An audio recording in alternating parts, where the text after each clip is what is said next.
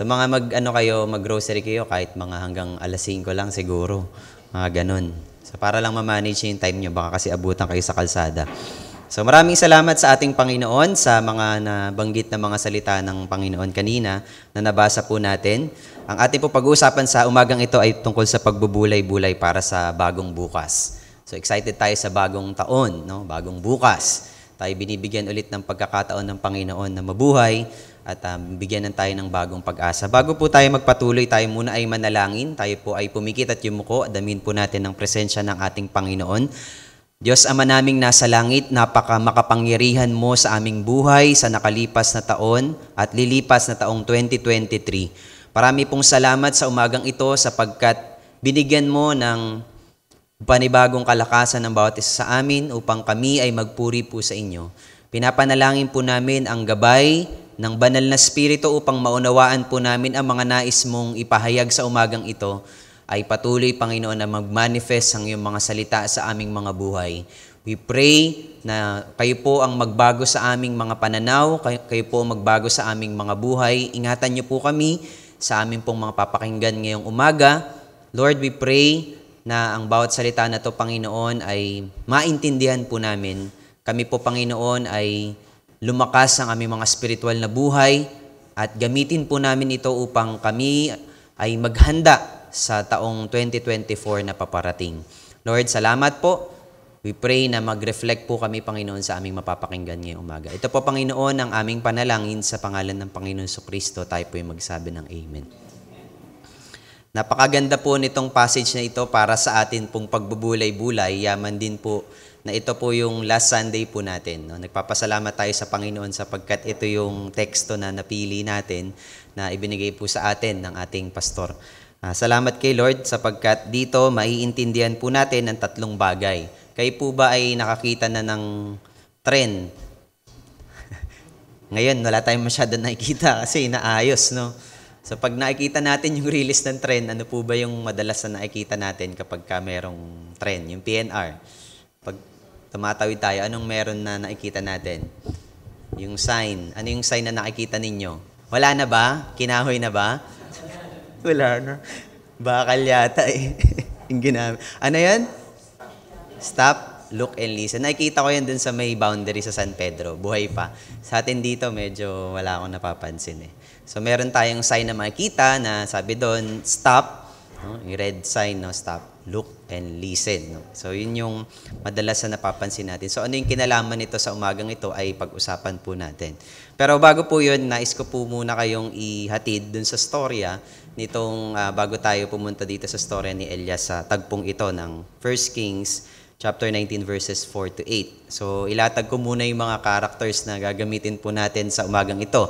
Kilala niyo ba si Elias? Ito yung propeta na ginamit ng Panginoon upang bigyan ng mensahe ang bayang Israel, si King Ahab din, at the same time na sila ay magbalik loob na sa Panginoon sapagkat sila ay tumalikod kay Yahweh. Sila ay sumamba sa Diyos-Diyosan. Sila ay sumamba kay Baal. So sila ay pinagpalit nila sa madaling salita ang Panginoong si Yahweh dun sa Diyos-Diyosan na yon. Si King Ahab, siya yung hari that time ng Israel. Dito din mapapansin natin na tumalikod nga siya kay Yahweh bilang hari, dinamay niya yung bayang Israel. Sumamba sila sa Diyos-Diyosan na si Baal. Asawa rin niya si Jezebel. Madalas natin napapakinggan din si Jezebel, di ba? Yung spirit of Jezebel. Ayan yon. Tapos si Jezebel din, siya yung asawa ni Haring Ahab. Siya yung laging nanunulsol sa hari, sa kanyang asawa. Ubod siya ng sama. Sa sobrang kasamaan niya, isa sa mga kasamaan niya, pinapatay niya yung mga propeta ng Israel. Ganun siya kasama. Lahat ng propeta, pinapatay niya.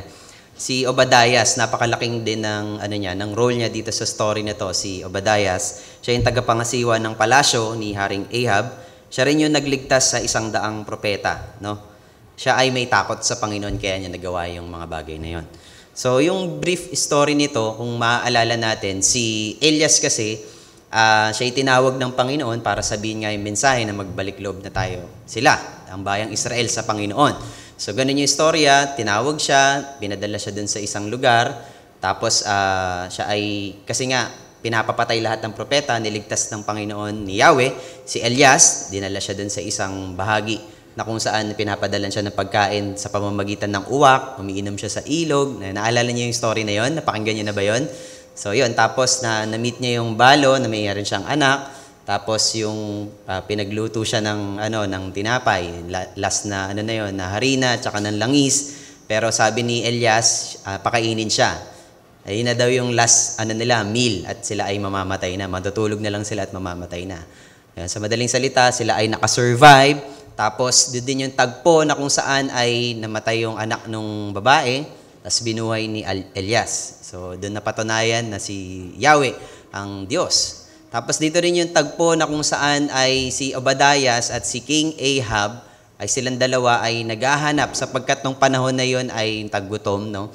Naghahanap sila ng damo para sa kanilang mga hayop, para sa mga hayop. So nag-split sila ng journey nila para mag-seek ng damo para sa mga hayop. Tapos ang nangyari, nakita ni Obadiah si Elias that time. Tapos sabi ni Elias, sabihin kay King Ahab na nagkita sila, na buhay pa siya. Pero natakot si Obadiah sapagkat kapag dumating yung tagpo na inihatid niya si King Ahab papunta kay Elias, ay baka ingatan ulit siya ni Lord at matagpuan na wala doon si Elias at ipapatay si Obadiah. So natatakot siya na mapatay siya noong panahon na yon. Nakakasunod pa ba tayo? Sige. Thank you, Lord. So noong mga panahon na yon ay sa madaling salita, sumunod pa rin si Obadiah kay Elias. So dinala niya si King Ahab, nakita sila. Tapos dito pinatunayan yung pagka-Diyos na kanilang sinasamba. So dito hinamon ni Elias yung mga propeta ni King Ahab. So ni Baal, yung propeta ni Baal. So dito ay kung sino daw yung una na matutupok yung kahoy na sinetap nila, ay papatunayan kung sino yung tunay na Diyos. So, naalala niyo yung kwento na yon? Sa madaling salita, sila ay kahit umungol na yung mga propeta ni Baal, ay nagsisisigaw na sila, hindi bumaba yung apoy, hindi na tupok yung kanilang sinetap na mga kahoy. So yon, hindi nila napatunayan na tunay ang Diyos nila na sinasamba na si Baal. So anong ginawa naman ni Elias? So nag-set up siya ng 12 na bato, symbolizes yung 12 tribes of Israel. Nag-set up ng altar. So dito din nag-set up sila ng bilog na nag-create ng kanal. Imagine niyo yung sinet up na altar na 12 na bato, tapos binilugan ng kanal si Elias. Tapos ang ginawa nila ay kinatay ni Elias ang toro. So nilagay niya dun sa kahoy. Nilagyan din pala ng kahoy. Tapos yun. Nilagay din yung toro, tapos binuhusan ng tubig.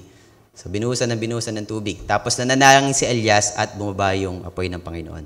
At natuyo yung tubig. No? Natuyo yung tubig. Tapos dito pinatunayan na siya ang tunay na Diyos. Amen? So siya yung nanalo. So, tapos dito, ang ginawa ay pinadakip ni Elias lahat ng mga propeta ni Baal at sila ay pinapatay.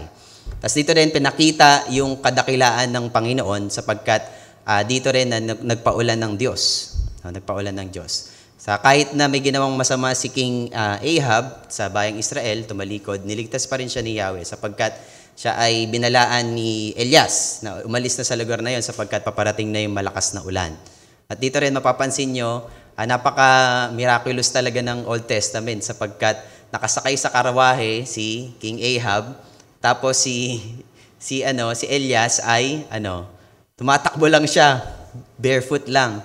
So ang galing, no? So naunahan pa niya yung karawahe ni King Ahab. So I hope i-imagine natin yung scenario kung gaano kabuti ang Panginoon at kung paano tinawid ni Lord yung setup na to na 1 Kings chapter 19. So dito naman, since nalaman na ni Jezebel, kinuwento ni King Ahab dahil buhay pa nga, ay pinapahanap na ito ngayon kung paano yung ginawa niya doon na pinapatay yung propeta ni Baal, ganun din yung gagawin sa kanya kay Elias. So natakot si Elias, kaya dumating siya dito sa punto na to. Nakakasunod ba ang bawat isa? So yun yung setup. So hindi lang to basta kwento na pag-usapan lang natin yung verses 4 to 8 ng chapter 19. Gusto ko muna kayong dalhin sapagkat para makita niyo yung overall na picture. So ano yung matututunan natin dito sa pagbulay-bulay natin para sa bagong bukas? Marami tayong matututunan dito sapagkat ito yung tinuro ng Panginoon para kay kay propeta Elias. So, napapansin natin dito, tatlong bagay. So, yung ginamit natin na illustration kanina, whenever we see yung mga trend, o yung PNR, meron tayo nakikita na sign na stop, look, and listen. Unang point po natin, stop muna tayo. Stop. Plan with God. Sa verse 4, mapapansin po natin, unang point natin, stop, plan with God. Okay? Huminto muna tayo, sandali. Papatapos na yung taon. Napakagandang pagkakataon na to na tumigil muna tayo sa panandalian sa ating mga kabisihan. Alam ko, ayaw nyo pa rin tumigil, ayaw nyo pang paawat, kasi luto pa rin kayo ng luto, bili pa rin kayo ng bili, no? Iniisip pa rin natin yung mga kabisihan sa buhay, pero ngayong araw, nais ko pong dalhin po kayo dun sa mensahe ng Panginoon na pwede tayong tumigil panandalian. No? Magkaroon tayo ng moment ng silence at tayo makipag-usap sa Panginoon. Let us plan with the Lord. Amen po ba? Dito mapapansin natin sa verse 4, ang sabi doon, at mag-isang pumunta sa ilang. So dito, ano ba yun? Yung mag-isa, ibig sabihin, merong tagpo sa pagitan ni Elias at ng Panginoon. So mag-isa. So dito na-encourage tayo na sa punto ng pagtatapos ng taon ay maaari din tayong mag-isa with the Lord, no? Let us commune with God. Let us talk to God. Plan with Him. Kausapin natin ng Panginoon. At dito rin yung illustration, kung babasahin nyo yung ilang o yung wilderness. Ano ba yung sinisimbolize ng wilderness? Ito yung lugar na kung saan tayo siniseparate natin yung sarili natin dito sa mundo. Siniseparate natin yung sarili natin sa mundo sapagkat sobrang occupied na tayo ng mundo eh. Actually, 6 na araw nga tayong occupied ng trabaho eh, ng kabisihan natin. Isang araw lang hihiningi sa atin ng Panginoon. Sa isang linggo, amen po ba? Kung minsan ay hindi pa natin na ibibigay, may mga bakante tayong upuan, medyo nakalimutan siguro ng ating mga kapatiran. Pag may mga holidays po, pumapatak talaga na Sunday, hindi po tayo nagkakansela ng worship, okay? Pag may ulan, hindi rin tayo nagka-cancel. Hindi tayo eskwelahan, no? Hindi tayo school. Hindi tayo government agencies at companies sa paligid dyan. So, hindi tayo nagka-cancel. Baka inisip natin, New Year, no? Wala tayong worship ngayon. Hindi ganun, no? So, dito mapapansin natin, there is a place and time na kung saan tayo ay nagsiseparate. Sineseparate natin yung sarili natin sa mundong ito na punong-puno ng kabisihan. I know marami kayong ginagawa sa bahay and baka occupied pa rin yung isip nyo, nandito kayo sa church. Hopefully, hindi nyo na iniisip yung mga ilulutuin nyo mamaya, no? So, dapat meron tayong panahon na kung saan sineseparate natin yung sarili natin sa impluensya ng mundong ito. So, diba? Yung impluensya ng mundong ito, at the same time, yung mga tao na naglalayo sa atin sa Panginoon. So, sineseparate din natin dito yung sarili natin. Na over-dependent tayo sa mga tao na nakakasalamuhan natin kasi nagiging close natin sila. For sure, meron kayong mga dinedependehan na mga tao na kung saan dun kayo nagkakaroon ng kapahingahan. Dun din kayo nagkakaroon ng kung saan nakakapag-release kayo. Pero most of the time, marami din pagkakataon, tayo ay nagkakaroon ng maling pagdedesisyon, pagpili sa buhay. Maaari yung mga nakakasama natin na imbis na tayo may impluwensya sa Panginoon ay nailalayo tayo sa Diyos. So, paalala rin din po sa atin na magkaroon din tayo ng panahon na manahimik, makipag-usap sa Panginoon, at instead na mag-depend tayo sa mga tao, sa kakayanan natin, ay mag-depende tayo sa ating Panginoon. Amen po ba? Mag-depend tayo kay Lord. Magiging alone tayo kay Lord, magkaroon tayo ng time with the Lord, na kakausapin natin siya. May tanong ako sa inyo. Dito kasi merong prayer si Elias. Ang sabi niya dito, Yahweh, kunin na po ninyo ako. Ako po'y hirap na.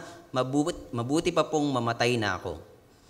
Nakakapag-pray na po ba tayo ng ganito na, Lord, kunin niyo na po yung buhay ko. Yun ito'y hirap na sa buhay niya. Pagod na. Ha? Sige, wag niyo na itaas yung kamay niyo. Nakikita ko sa mga mukha niya. Di ba nakakapagod? Ako, personally, itong 2023, para sa akin, ito yung pinakamahirap na taon ng aking buhay. Sa aking 31 years na existence sa mundo ay parang ito na yung mahirap. Tsaka pinakamahabang panahon na taon, no? Sa aking na-experience. Napakahaba, parang ang tagal matapos ng taon na ito. Napakatagal mo, no? Napakahaba. Same din pala sa inyo, no? Pare-pareho pala tayo na nararanasan ngayon. Pero Hopefully, hindi pa umabot sa punto na ganito na nais na nating na mamatay. Gusto natin na kunin tayo ng Panginoon. Alam niyo itong prayer ni Elias, actually hindi naman talaga niya to mini-mean kasi kung maaalala niyo sa verses 1 to 3, yung settings na ipapapatay nga siya eh. Tas ngayon gusto niya mamatay na siya, kunin siya ni Lord. Eh di sana hindi na siya tumakas para patay na siya, 'di ba? So yung minsan kasi yung prayer natin, nasasambit natin yung prayer natin, we are too emotional, 'di ba? And also we are driven by fear. Natatakot tayo eh. Ang totoo niyan, kaya natin nasasabi yun, takot din tayo mamatay. Sino dito excited mamatay? Taas kamay. Wala, 'di ba? Wala naman siguro. Wala naman siguro excited na mamatay. Gusto natin umaba yung buhay. Talagang naghahanap tayo ng paraan para ma-extend yung buhay natin, 'di ba? 'Di ba tayo ay nagpapaka-healthy na pagka nasa alanganin na yung buhay natin, 'di ba? Pag sobra-sobra na yung halimbawa, yung cholesterol, na-realize natin, sobra na yung sugar, kailangan ko palang mag-ingat, kailangan kong kumain. Doon nagiging healthy yung pagkain natin, 'di ba? Amen. Kaya ngayon talagang sinasagad natin kasi wala pa tayong nararamdaman no? So hinay-hinay lang sa pagkain. Balansehin po yung ating mga putahe mamaya. Dapat may gulay pa rin. Amen?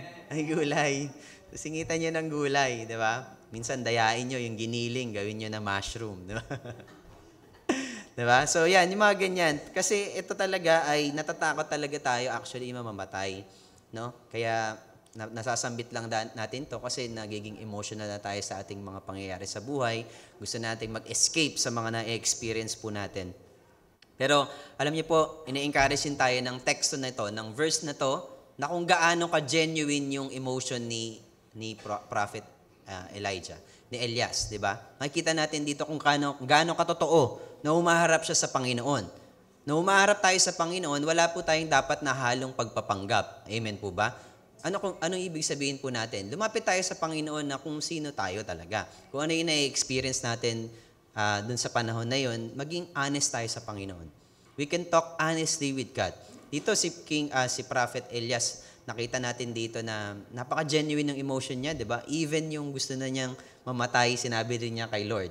Nahihiya ba kayo magsabi kay Lord ng mga problema niyo? Nahihiya?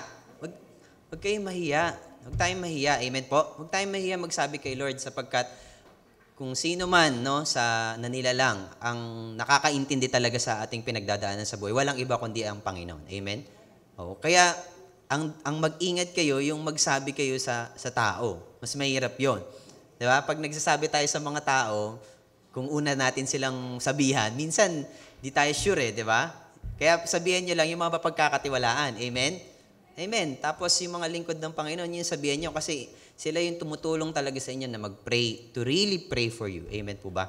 So dito, nakikita po natin talaga na, at sinasabi ng teksto na ito, that even yung atin pong raw na emotion, talagang humaharap si Elias kay Lord na pinapakita niya yung raw na emotion niya. At ang Lord ay nakikinig. So nakikinig ang Diyos. So wag po tayong mahiya na magsabi kay Lord kasi nakikinig si Lord. Sabi mo sa katabi mo, nakikinig si Lord. Nakikinig siya, wala siyang katabi, wala siyang nasabihan. Nakikinig ang Panginoon, amen? So wag po tayong mahiya, magsabi tayo kay Lord. Kasi minsan, ang hirap pong magsalita kasi baka mapagkamalan akong nasisiraan ng ulo. Wag ka kasing mag-pray na maraming tao. Diba? Doon ka kaya nga, make time with God, yung alone moment mo kay Lord, no? Puntahan mo yung wilderness mo, yung place, kung saan nasa-separate ka sa mundo na ito, nare-realize mo yung mga bagay-bagay, huminahon tayo panandalian, makipag-usap tayo sa Panginoon. Ano yung matututunan natin from this verse, sa verse 4 ng chapter 19 ng 1 Kings? Tanungin natin ng Diyos, di ba? Magkaroon tayo ng personal time with God, i-develop natin yung ating prayer time. Amen? So, i-develop natin to. Huwag naman sana na umaabot pa sa punto na nanganganib na yung buhay natin, tsaka tayo nagpe-pray. Amen? Totoo yun. Kasi dito, wala nang no choice. No? Wala nang choice si Elias kasi papapatay na siya. Maybe yun na yung huling panahon niya, huling araw niya sa mundo, kaya naisipan niya mag-pray kay Lord. Hopefully, hindi ganun yung ating pag-treat kay Lord. No? Amen po ba?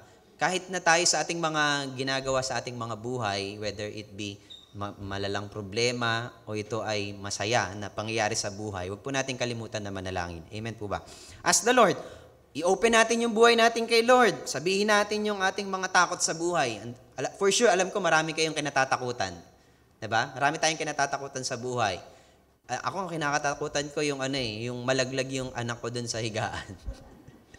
Oo, may mga time na talaga, sobrang automatic na bigla na lang akong magigising, tapos i-rescue ko siya. Kasi meron akong subtle na kumbaga, hindi natatouch yun sa ko, subconscious mind ko na makamalaglag yung bata. Akala mo naman may bed frame kami, no? Sa sahig po kami natutulog. Pero meron akong fear na ganun. For sure kayo, meron din kayong mga takot. Diba? Yung iba dyan, siguro, natatakot ma-discover na maging artista. Naks! Oh, sobrang pogi mo naman. Sobrang ganda mo naman. Sana all, no? Praise the Lord. So, dito may mga takot tayo. Sabihin natin kay Lord yung mga takot natin. Huwag tayong mahiya. Amen po ba? Unahin natin sabihin yan kay Lord kasi ang Diyos nakikinig siya. Yung mga prayers natin, yung buhay natin, huwag natin hanapin yung security natin sa sarili natin, sa ibang tao. Hanapin natin yung security natin kay Lord. Amen? Mabuhay tayo just like ito si Elias. Nabuhay siya dito, one day at a time. No? Tinitreat niya yung bawat araw na yung kung ano lang yung araw na ibinigay sa kanya ng Panginoon, yun lang yung kanyang fino-focus. Huwag tayo mabuhay muna. Yung security natin sa iraharap, hindi pa natin alam yan. Pero alam natin sa araw na ito, no, actually kahit yung buong buhay natin talaga, sinecure na ng Panginoon. Amen po ba? So yun. Pangalawang bagay, matapos natin na huminto, ano ba yung ine-encourage tayo? Pangalawang bagay po, na punto po natin, ay magmasid tayo. Look, no, rest with God. No? Tayo ay magpahinga sa Panginoon. Alam niyo po, yung bawat isa po sa atin, naiintindihan ko po kayo kung ang church po yung nakita po natin, kaya po tayo naingganyang pumunta sa church kasi ito po yung place na kung saan nakakapagpahinga tayo. Kaya yung iba sa atin po ay nakakatulog. Na-joke lang po. Sige, tulog na po kayo ulit. Minsan nakakatulog tayo kasi dito natin nafe-feel na nakakapag-rest tayo. So much rest talaga, nafe-feel natin, nakakatulog na tayo, no? Kaya minsan, tingnan mo yung katabi mo, kung nakakatulog, tapik-tapigin mo, no? Amen? So nakakapagpahinga. So ano ba yung tagpo dito verse 5? Anong sabi dito? Tawan-tawa kayo, no? May natutulog ba? Nakita nyo? Verse 5. Wala. Amen. Ayun, no? Tapos mamaya alas 12, gising kayo, Naglaloloko nyo ako. Verse 5, sabi dito, pagkatapos, nahiga siya at nakatulog. Ngunit dumating ang isang anghel, kinalabit siya nito at ang sabi, gising na at kumain ka. So ano yung matututunan natin dito sa pangalawang point natin na magmasid, no? Rest with God. Ang tao ay binibigyan ng Diyos ng 2 beses sinabi yung nagpahinga siya at natulog. 2 beses yon. Sa unang tagpo, nagpahinga siya at natulog at ang anghel ng Diyos ay ginising siya at pinakain. Binigyan ng pagkain. 2 beses pong binanggit yan. Verse 5. At saka dito po sa verse 7. Bumangon ka at kumain, napakahaba pa ng lalakarin mo. Ano matututunan natin dito sa tagpong ito ng verse 5 sa buhay ni Elias? Sa dami ng problema niya na pinagdaanan, tinawag siya ng Panginoon, siya na lang yung, kumbaga kasi tinago yung 100 na prophets ng Israel Siya lang yung lagalag. Siya lang yung nasa labas, no? Walang takot yung kanyang yung buhay niya, hindi siya natatakot Pero ngayon, nakahanap siya ng katapat niya, si Jezebel Natakot siya Ipapapatay daw siya. No? Ang Diyos ang nagbibigay sa kanya ng mga, ng mga bagay na kailangan niya. Alam niyo po, sinabi sa Proverbs, sa mga anak ng Diyos, ang Diyos ay nagbibigay ng pahinga, ng tulog. Amen? Sino dito yung walang tulog? Naka-question niyo na ba kung anak ka ni Lord? Joke lang. Ako din, wala akong tulog Alas 4 na ako nakatulog Masama pala talaga yung kape sa gabi, no? Dapat mga alas 3 pa lang doon tayo ng hapon, dapat tumigil ka ng magkape. So, para makapagpahinga. So, dito, ang mga anak ng Diyos binibigyan niya ng maayos na pahinga. So whenever na tayo, after ng work, long hours ng work, lumalabas tayo, nakatulog ka bigla, papuri sa Panginoon kasi nakatulog tayo ng maayos. Amen po ba? Sa kabila ng mga pagod natin, ang Diyos ang nagkaloob nun. Kung nakakatulog ka ng maayos, ito ay binibigay ng Panginoon. Hindi lang basta to kasi yung tulog kasi, meron ka partner yan Pag natulog, dapat may Gising, di ba? Di ba sabi nga nila, di ba lang walang tulog basta kahit walang gising, no? Oh, mas mahirap yung walang gising, tapos na. Pero binibigyan pa rin tayo ng gising, ng bagong umaga. Actually, bukod dun sa nagising tayo, dapat tama yun, pinagpapasalamat natin sa Panginoon sapagkat ang ating pagising sa umaga, bawat umaga ay galing sa Diyos. Bukod doon, tayo nagising, sino dito yung mga anak na paggising may pagkain agad? Sana all, di ba? Di ba? Ayun, tumitingin yung mga magulang sa mga anak. Di ba? Di ba? Pinaghahanda tayo, di ba? Provision ng Panginoon. Nakikita po natin dito, actually dito si Elias, wala naman siyang ibang kasama. Si Lord yung nagbigay sa kanya ng provision ng pagkain. Kung mapapansin natin dito, verse 6, nang siya'y lumingon, nakita niya sa may ulunan ang isang tinapay na niluto sa ibabaw ng mainit na bato at tubig sa isang lalagyan. Kumain nga siya at uminom, pagkatapos ay nahiga muli. O, di ba? Ang sarap nun. Kain, tulog. Gising, kain na naman. Tapos tulog ulit. So, nakikita natin dito na sa kabila ng mga pinagdaanan ni Elias ay nandun pa rin yung saklolo ng Diyos na nililibang siya sa kanyang buhay, binibigay yung mga pangangailangan niya. Alam niyo mga kapatid, hindi tayo iba kay Elias sapagkat tayo anak ng Diyos. Tayo nananampalataya sa Panginoon Kristo. Amen? At tayo binibigyan niya ng mga provisions. At tayo binibigyan niya ng pahinga, ng tulog, ng gising, ng pagkain. Siya ang nagbibigay sa atin ng mga bagong umaga. Yung bawat umaga na yan na nagigising tayo, umawi tayo sa Panginoon, no? Ito'y laging sariwa sa bawat umaga. Laging sariwa yung pagpapala at biyaya ng Diyos sa ating buhay. Siya ay nagpo-provide sa ating mga pangailangan sa bawat araw. Totoo po yan. No? Minsan nga talaga kapag marami tayong problema, alam nyo, sanayan lang yan eh. No? Amen? Sanayan lang yan. So kapag tayo naninibago sa ating mga buhay, namumblema tayo, talagang kasama na yan sa ating buhay. Pero yung katotohanan, na ang Diyos yung nagtatawid sa atin, nagbibigay sa atin ng lakas, ng provision, ng bagong gising, ng lakas, ay sa Diyos galing lahat yan. Maging yung mga ibon nga di ba? Yung mga ibon, di ba? Nakita na, na-illustrate na rin to ni Pastor Ding, ni San Gauden. Di ba? Nakita na ba kayo habang naglalakad kayo, yung maya, lumilipat, tapos biglang namatay, nalaglag, bumlakda, dahil sa gutom, no? Dahil sa starvation. May nakita na ba kayong ibon, no? Lumilipat. Tapos bigla siyang na lumagpak sa lupa kasi gutom siya. Wala, 'di ba? Kasi ang Diyos ang nagpapakain sa kanila. Kahit nga diyan sa may Star Mall, doon, daming mga ibon diyan. Wala akong nakita nalaglag eh. Dahil nagutom sila no? Kasi ang Diyos ang nagpapakain sa kanila. O, tingnan mo yung katabi mo, mukha ba siyang ibon? O, 'di ba? Tayo'y higit pa sa mga ibon, 'di ba? Higit pa tayo sa ibon. Tayo mga tao, nilalang ng Diyos. Yung mga ibon na binibigyan ng pagkain ng Diyos, paano pa kaya tayo ng mga anak niya? Bibigyan din tayo niyan pagkain. Amen po ba?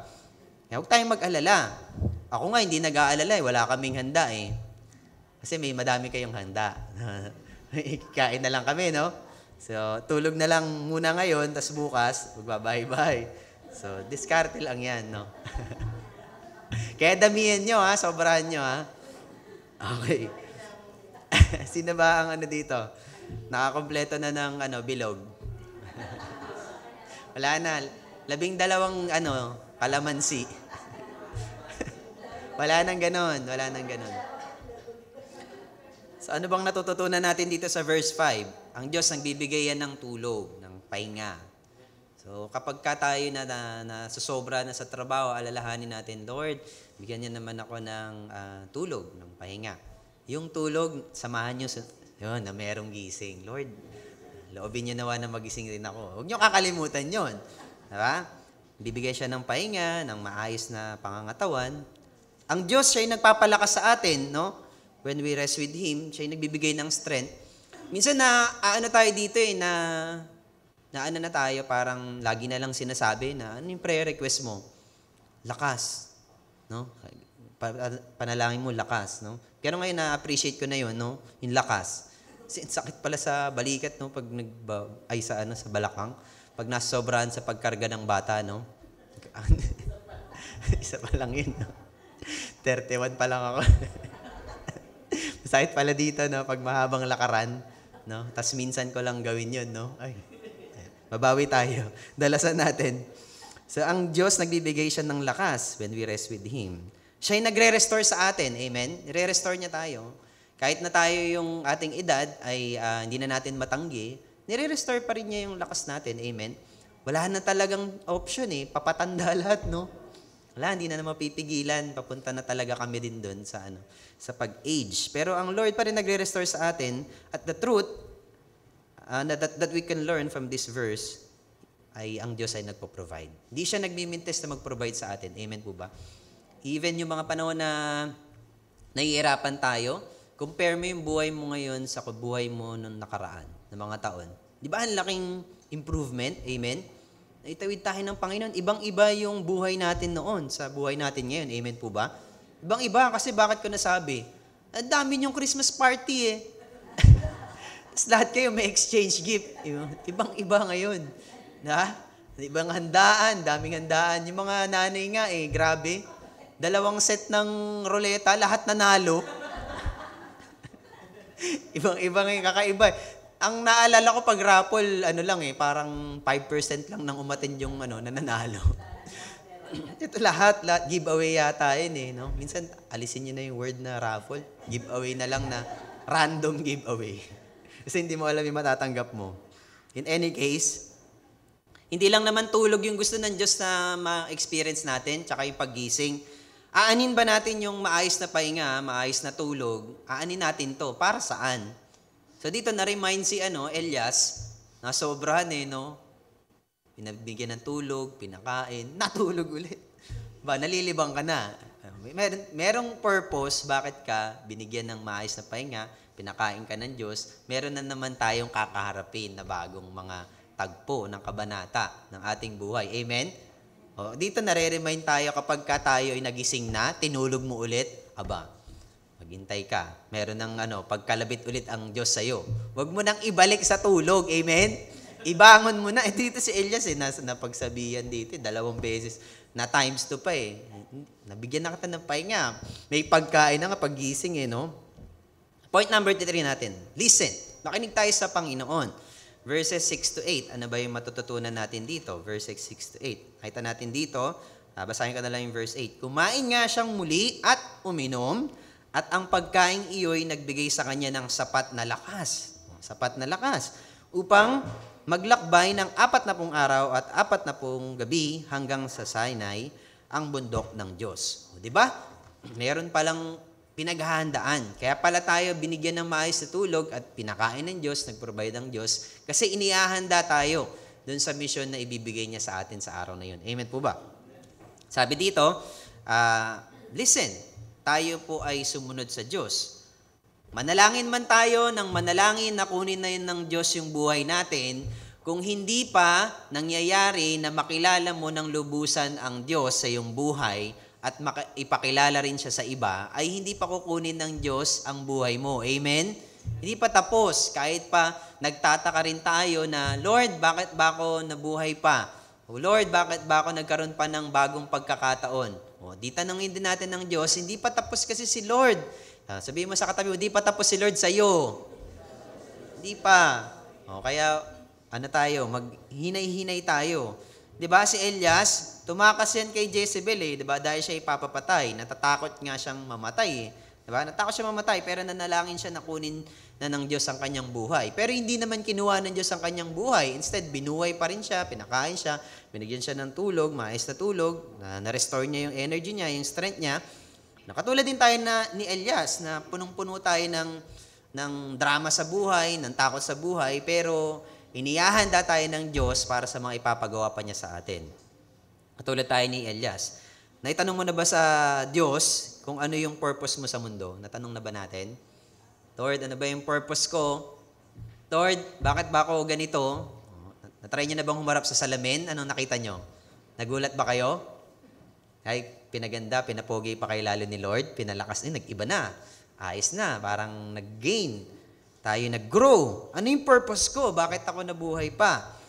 Ang ating pong chief purpose of man is to glorify God and to enjoy Him forever. mapapurihan natin ng Diyos sa ating buhay. Hanggat hindi pa dumadating yung tagpo sa ating buhay sapagkat niloob ng Diyos na malaman natin ang katotohanan ng kanyang pagliligtas sa ating buhay, ay hindi pa rin po natin mauunawaan kung ano yung dahilan natin sa ating buhay. So dapat dumating sa punto ng buhay natin na ma-realize natin na kailangan natin ng Diyos. Amen? We need God sa ating buhay, not just enjoying the Lord sa ating buhay personal, bagkus hindi natatapos na sa atin yung mensahe ng kaligtasan ng Diyos, ay nararapat lang din na ibahagi natin to sa iba. Amen po ba?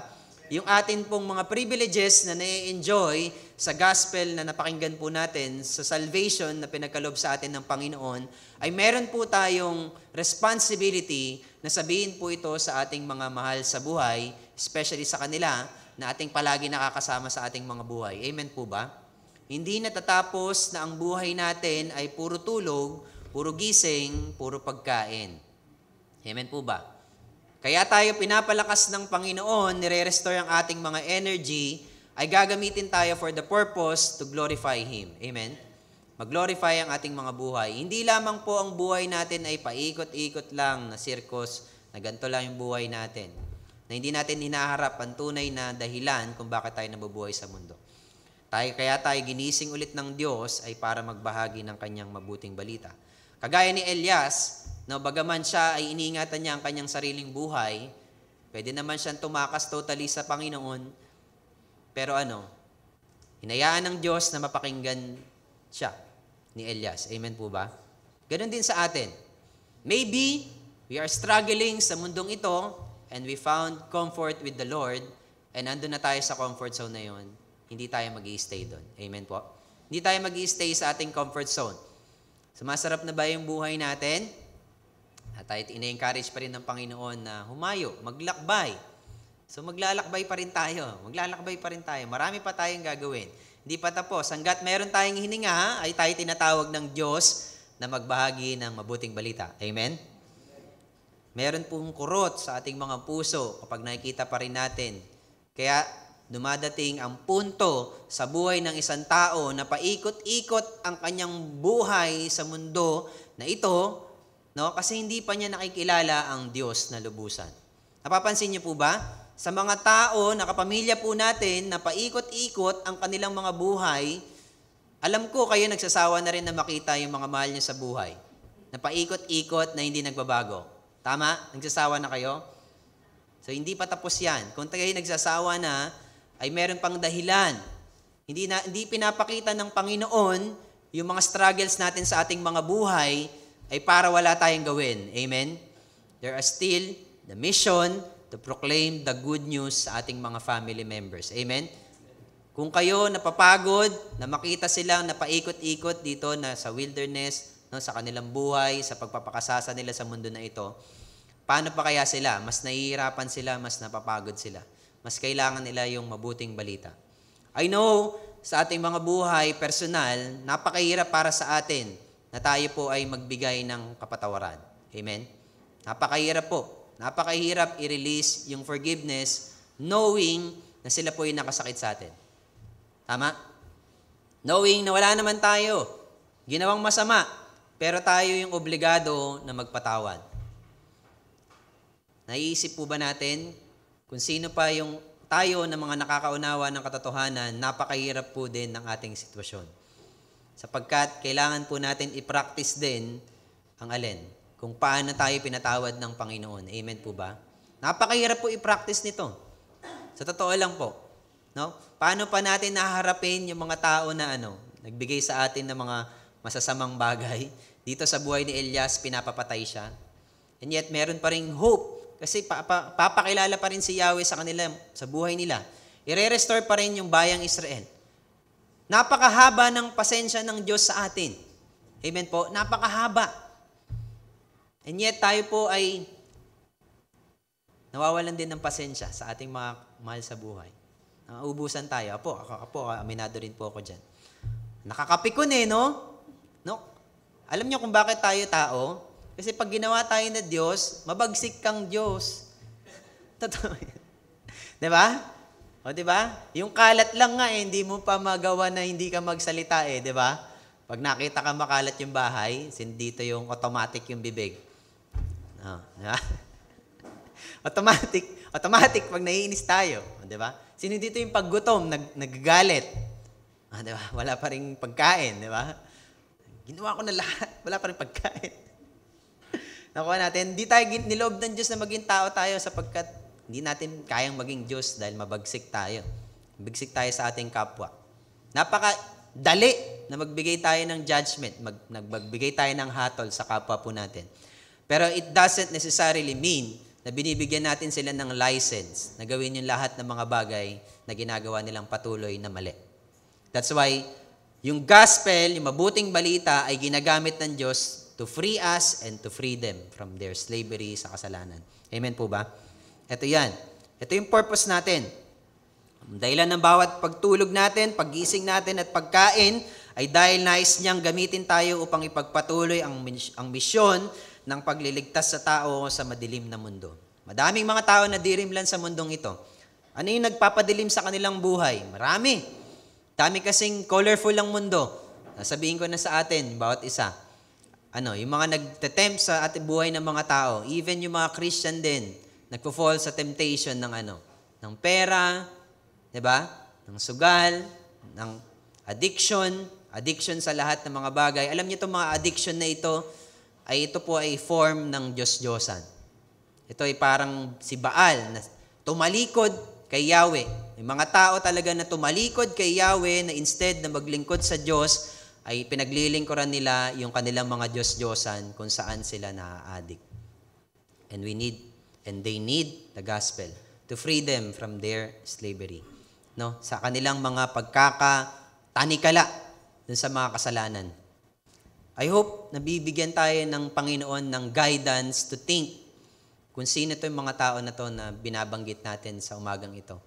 I hope binibigyan tayo ng sense of mission sa ating mga puso. By the end of this year, 2023, ay meron pa tayong dapat gawin. Amen? Meron pa tayong dapat na bahaginan. Amen po ba? Ayaw nyo talaga silang bahaginan yata. Masama yata loob nyo eh. Practice na natin. Alam niyo po pag nagsanay tayo na lagi masama loob, 'di ba? Lalong sumasama yung mukha natin. Sasama ang mukha natin pag pinractice natin 'yan. Pero hindi ko naman sinasabi talaga na sobrang dali nito. Pero we are encouraged na to tell them the good news, to free them. Sila ay naaalipin lamang ng kasalanan kaya nila na pagdadaanan ng mga bagay na ito. Pero hindi ibig sabihin wala na yung hatol ng Diyos sa kanila. Meron pa rin. May hatol pa rin naman talaga ang Diyos sa atin. Pero dahil sa kagandahan loob ng Diyos, ay tayo po ay inalisan ng hatol. Inari na ng Diyos ang kaparusahan. At kung ito ina-enjoy natin yung privilege, why not na i-share din natin sa iba? What can we learn from these verses? God has instructions sa ating mga anak niya, sumunod. Amen? Gawin natin yung mission niya, pangalawang bagay. Yung mission niya, privilege tayo kasi naipagpapatuloy natin yung mission na ito. Ang Diyos nagre-redirect sa atin from our plans to His plans. Amen? Na isubmit natin yung ating mga plano sa Panginoon. At kung hindi ito approve, magpasakop tayo sa plano ng Diyos. Amen? God is redirecting us kasi hindi yan yung gusto niya na magtago tayo sa ating mga takot sa buhay. Hindi loob ng Diyos sa buhay ni Elias na manatili lang siyang takot sa kanyang buhay at nagtatago. Sa atin po mga anak ng Diyos, we are being encouraged by the Word of God na tayo po ay huwag matakot sa ating mga buhay. Kailangan natin ng kilos sa ating pananampalataya. Amen po ba? God is redirecting us. We need to listen. In our conclusion po, dito na po tayo magtatapos. Medyo napahaba po ba? Mahaba po ba? Sige, mag-extend pa tayo. Kulang pa. Gusto kong kunin yung pagkakataon na ito to thank yung bawat isa sa atin. Sa atin pong mga ministries sa ating iglesia. Sa WOW Ministry, sa MAU Ministry, sa CCM Ministry, diba? Sa TKM, sa YAM, sa Young Adult Ministry, sa Finance Team, even the Maintenance Team, Council Leaders natin, Shepherds team natin, sa panahon na ito ng pagtatapos ng ating taon, ay magpatuloy nawa Sa biyaya ng Panginoon ay marami na tayo na-accomplish sa taong 2023. Amen? Marami na. Pero marami pa rin tayong mga takot sa buhay na gusto natin pong magstay sa ating mga comfort zone. Pero tinuturuan tayo ng Panginoon na tayo nagsisimula pa lamang. Amen? Nagsisimula pa lamang tayo. And as we approach yung ating silver anniversary, amen, 2024, excited na ba kayo?